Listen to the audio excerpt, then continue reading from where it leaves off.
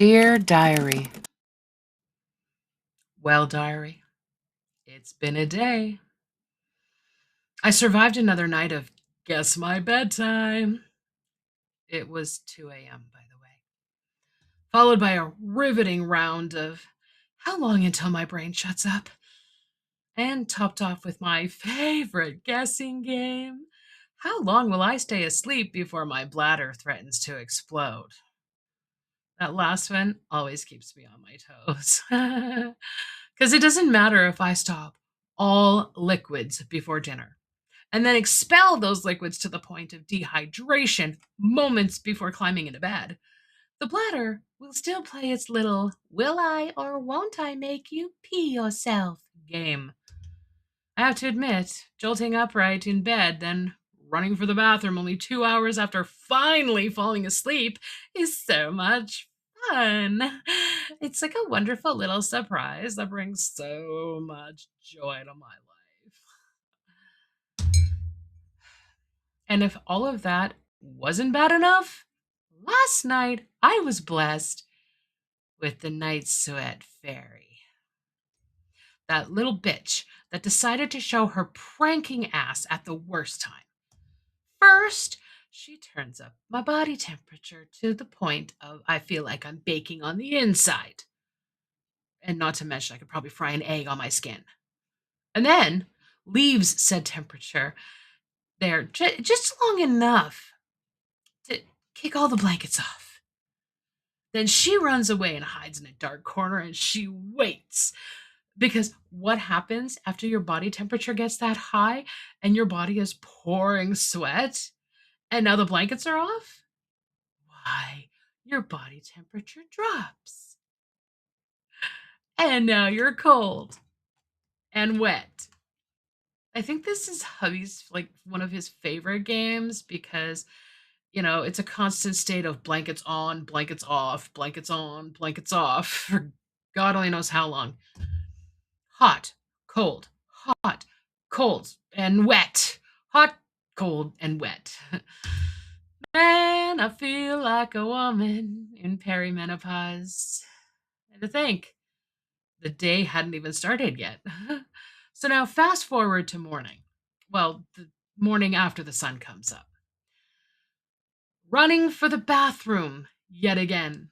Only because I feel like a bus ran me over while I slept. The running part is more like slow motion hobbling. Stiff joints, aches and pains, wondering where the hell did that bruise come from? Is hubby beating me up in my sleep? Like, what? Yeah, good times.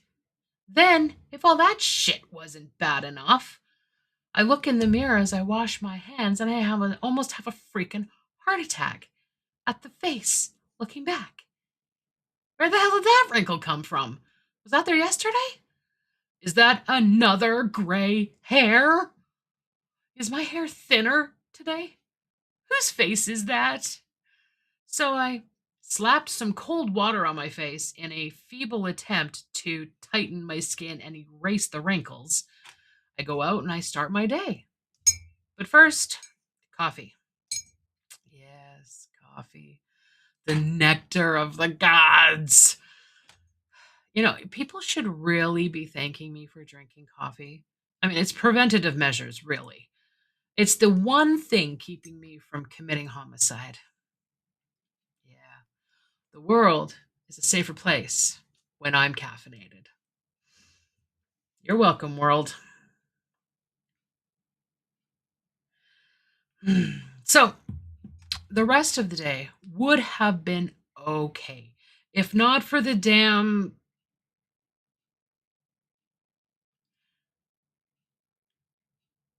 Wait, where was I going with that again? Oh, right, brain fog. Brain fog. Those wonderful little moments where your train of thought is running smoothly, then the pesky memory thief creeps in and just like that derails your train mid thought. It's especially great when you're in the middle of a business meeting and suddenly your head goes empty. Coherent thoughts flee your brain like rats on a sinking ship. That ship is now the Titanic. You pause, you try not to look like you're in the midst of a panic attack, which you are. Then you give a smile, praying that smile doesn't make you look like you're like an insane person you're feeling like at the moment. Sweat is now starting to break out on your forehead, like tiny beads of shameful betrayal, all the while frantically searching for a big nugget of whatever it was you were going to say next. How long have I been sitting here in silence, smiling like a crazy person? 1 minute? 5? God forbid, 10? Shit! Now that I've focused on the time, I've completely lost everything. What was I about to say? Where am I? Who am I? In my brain fog induced anxiety, I can feel movement in my bowels. They are moving to DEFCON 1 position inside my body.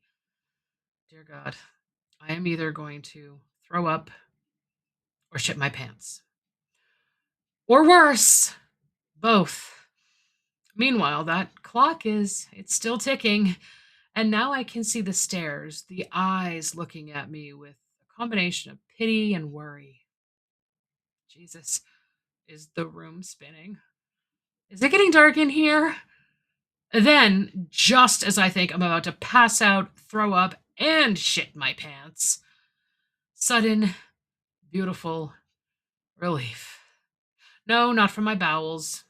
Words are back in my head. I remember what it was I was about to say. So, I apologize for the minor delay and I carry on, burying the complete horror and humiliation I'm feeling somewhere in that deep pit in my stomach. And I finished the meeting minorly unscathed. Bowels returning to DEFCON 5, all systems safe and back to normal operational function. And now I need a nap. Can you get PTSD from menopause? After today, I'm leaning towards yes. Diary, it has been a day. Now I am going to go and make myself a cup of tea and prepare myself for whatever fresh hell my body has brewing up for me tonight. Ah, living the dream.